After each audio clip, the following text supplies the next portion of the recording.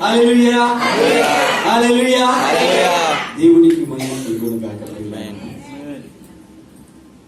నేను కథలు చెప్పడానికి రాలేదు, దేవుని వాక్యాన్ని చెప్పడానికి వచ్చాను.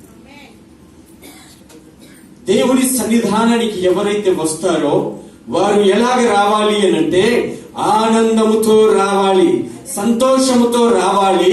ఎందుకు రావాలి అనంటే దేవుని నుండి నువ్వు పొందుకొని పోతూ ఉన్నావు. దేవుని యొక్క ఆశీర్వాదాలు, దేవుని యొక్క దీవెనలు నువ్వు పొందుకోవడానికి వచ్చావు. కాబట్టి నువ్వు ఎలాగ రావాలి అనంటే ఆనందంగా రావాలి. ఎవరైనా దేవుని సన్నిధానానికి వచ్చేటప్పుడు, లేదంటే ఎవరైనా ఆటల్లో గాని పాటల్లో గాని బహుమానాలు పొందుకునేటప్పుడు వారి ముఖంలో ఏం కనిపిస్తుంది? చిరునవ్వు కనిపిస్తూ ఉంది. పిల్లరా, ఈ రోజు నువ్వు దేవుని యొక్క సన్నిధానానికి వచ్చిన నీవు ఎలా ఉండాలి అంటే చిరునవ్వుతో ఉండాలి. ఎందుకంటే ఆయన జీవము కలిగిన దేవుడు, ఆయన ఉన్నతమైన దేవుడు, ఆయన నిన్ను దీవించగలిగిన దేవుడు, ఆయన నిన్ను స్వస్థపరచగలిగిన దేవుడు. అనేక ఆశ్చర్య కార్యాలు, అనేక అద్భుత కార్యాలు, అనేక మహిమ కార్యాలు ఆయన చేయగలిగిన ఆ జీవము కలిగిన దేవుని యొక్క సన్నిధానంలో నీవు కూర్చున్నావు. హల్లెలూయా ఆమేన్. కానీ ఏముందండి, ఇంకా మళ్ళీ సీరియస్ చూస్తుంది. పిల్లరా, దేవుడు మనల్ని ఈ రోజు దీవించబోతున్నాడు. ఆమేన్. ఆశగల ప్రాణమును తృప్తిపరిచే ఆ జీవము కలిగిన యేసు మన మధ్యలో ఉంటూ ఉన్నాడు. ఆమేన్. ఆ పరిశుద్ధాత్మ దేవుడు ఈ రోజు ప్రతి ఒక్కరిని తాకాలని ఆయన ఆశ కలిగి ఉన్నాడు. ఆమేన్. క్రిస్మస్ అంటే ఇంకా చాలా మందికి తెలియని జీవితాలు జీవిస్తున్న క్రైస్తవులు చాలా మంది ఈ లోకంలో ఉంటూ ఉన్నారు పిల్లరా. కానీ నేను కోరుకుంటున్న విషయం ఏంటంటే ఇంకా క్రిస్మస్ జరుగుతూనే ఉండాలి, ప్రతిరోజు క్రిస్మస్ జరుగుతూనే ఉండాలి అని నేను కోరుకుంటూ ఉన్నాను. క్రిస్మస్ అనగా క్రీస్తు, అందరు ఏమంటున్నారంటే క్రిస్మస్ విడదీసి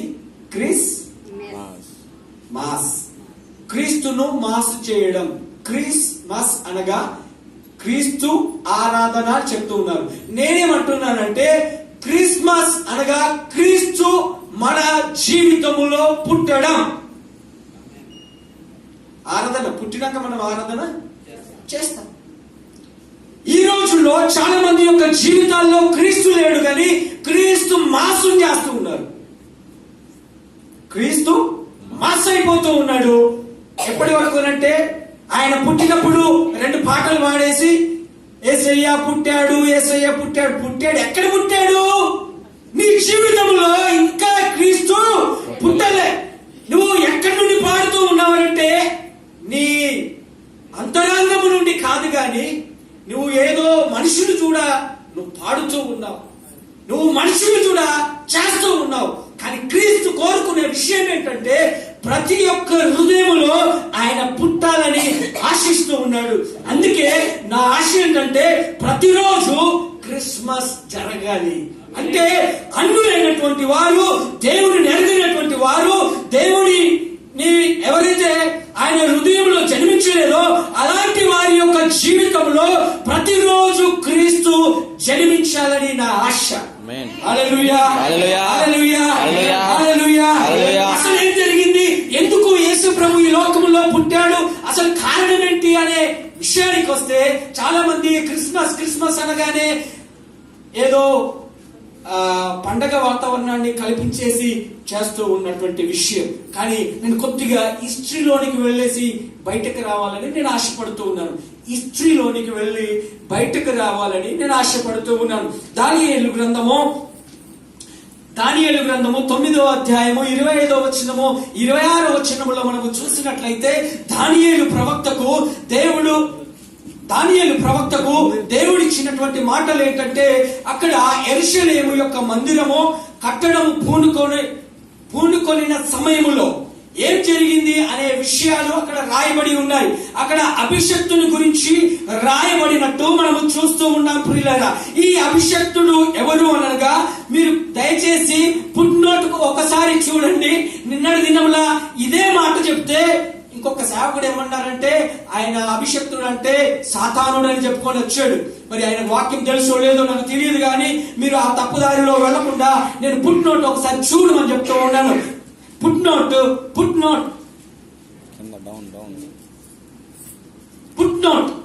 లో ఏమని ఉంటదంటే మెస్సయ్య అని ఉంటది. ఆ మెస్సయ్య అంటే ఎవరు అని అంటే యేసు ప్రభువు అయి ఉన్నాడు ప్రియులారా. ఇది దానియేలు ప్రవక్తకు ఎప్పుడు దేవుడు ఇచ్చినటువంటి మాట అంటే 483 సంవత్సరములో ఆయనకు దేవుడు ప్రత్యక్షమై ఆయనకు దేవుడు ఇచ్చినటువంటి మాట ఏంటంటే అభిషక్తుని గురించి దానియేలుతో దేవుడు మాట్లాడుతూ ఉన్నాడు. ఏంటి ఇది అంతా అని అంటే పిల్లలు అస్సలేం జరిగిన విషయం అంటే చరిత్రలోనికి వెళితే ఆది కాండము మొదలుకొని మలాకి వరకు మనము చూస్తే అక్కడ కనిపించే విషయం మందిరము గురించి బైబిల్ చెబుతూ ఉంది. ఆది కాండము మొదలుకొని ప్రకటన వరకు కూడా చూసిన అది మందిరము గురించి చెప్పబడినటువంటి మాట.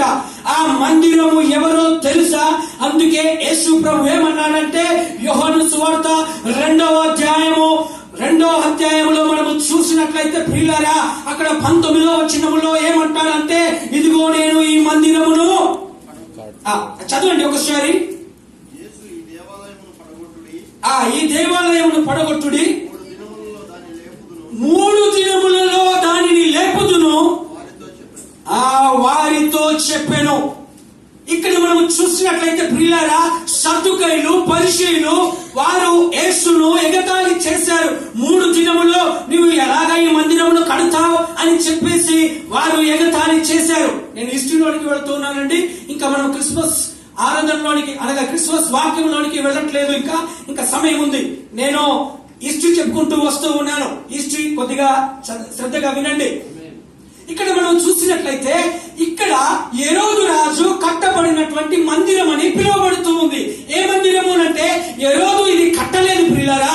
ఈ మందిరము ఎప్పుడు కట్టబడింది అంటే ఈ మందిరము కట్టడానికి 69 సంవత్సరములు ఆ మందిరమును కడుతూ వచ్చారు.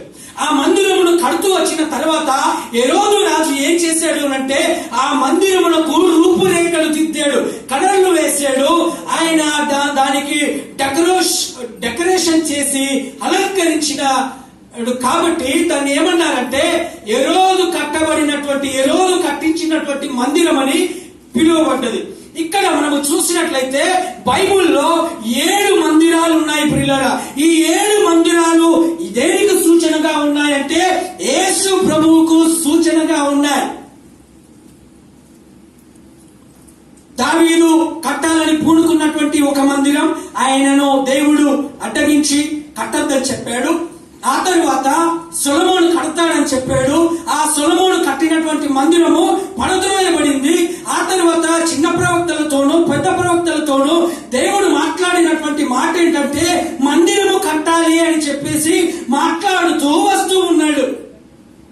అయితే ఈ మందిరము కట్టక అది బబులోనుకు అంటే నెబుకద్నెజర్ రాజు ఇశ్రాయేలు ప్రజలను బబులోనుకు కొనిపోబడిన తర్వాత 70 సంవత్సరాలు అక్కడ వారు బానిసత్వాన్ని జీవించి ఆ తర్వాత దేవుడు వారిని విడిపించినప్పుడు వారు యెరూషలేమునకు వచ్చి మందిరము కట్టారు.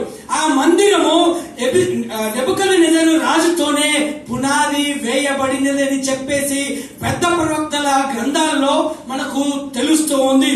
దినవృత్తాంత గ్రంథములు, మొదటి రాజులు, 2వ రాజుల్లో మనము చూసినట్లయితే ఈ మాటలు మనకు కనిపిస్తాయి.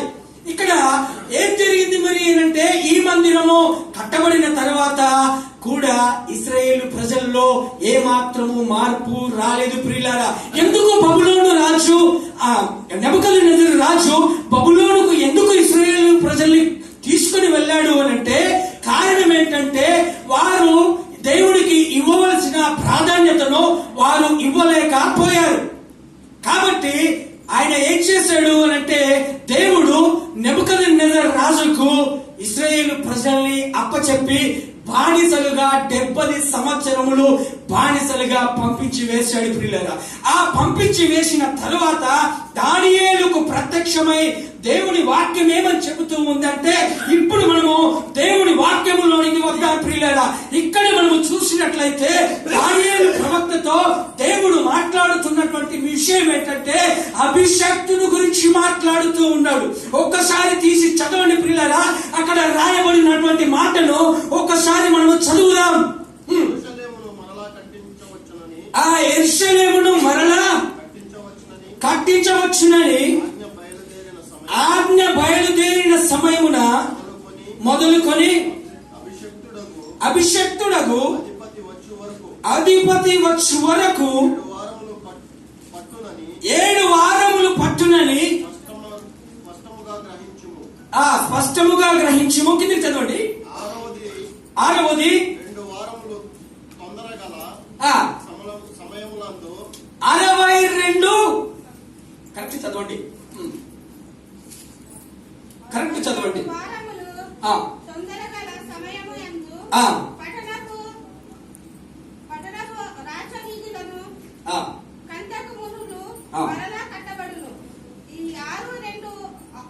చాలండి చాలండి చాలండి. స్పష్టంగా చదవండి. ఒకసారి చదవండి. ఈ 62 62 వారములు జరిగిన పిమ్మట ఏమీయూ లేకుండా